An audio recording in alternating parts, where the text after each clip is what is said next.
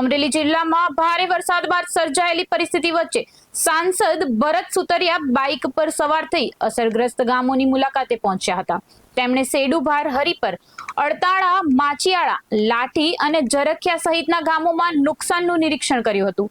શેડુભાર નજીક અમરેલી તરફ જતો માર્ગ કાદવ અને અવરોધના કારણે બંધ થઈ જતા તેમણે તાત્કાલિક જેસીબી મંગાવી રોડ ખુલ્લો કરવાની કામગીરી શરૂ કરાવી હતી। સાથે જ જિલ્લા અધિકારીઓને ફોન પર પ્રભાવિત વિસ્તારોમાં તાત્કાલિક ટીમ મોકલવા સૂચના આપી હતી। જેસીબી પર બેસી કામગીરી કરતા તેમનો વિડીયો સોશિયલ મીડિયામાં વાયરલ થયો છે।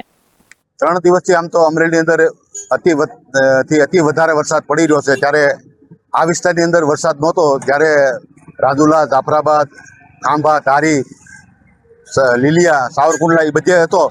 આજે આ બાજુની સાઈડ જે બાબરા સાઈડ, અમરેલીની આ સાઈડ એટલે શેડુભાર, માસિયાળા લઈ અને કાલનો વરસાદ શરૂ જે થયો હતો સાંજના 6 વાગ્યાથી તે રાતના 2 વાગ્યા લગભગ 12-13 ઇંચ વરસાદ પડી ગયો છે। ત્યારે જે રોડ રસ્તા ધોવાઈ ગયા છે। કાલે પણ એ વિસ્તારની અંદર અમે આગળના વિસ્તારની અંદર 4 વિધાનસભાની અંદર રોડ રસ્તા શરૂ કરાવ્યા। એવી રીતના આજે અમારી પહેલી પ્રાયોરિટી છે કે રોડ રસ્તા તાત્કાલિક શરૂ થાય અને લોકોને અવરજવરમાં તકલીફ ન પડે। એ જ રીતના રેલવેમાં કે અંડરપાસમાં પાણી ભરાણા હતા એ પણ ખાલી કરાવ્યા છે। હવે અત્યારે આ શેડુભાર ગામની અંદર જે રોડ આ તૂટી ગયો હતો તેને પણ જીસીબી લાવી અને તાત્કાલિક શરૂ કરાવ્યો છે, એટલે લોકોને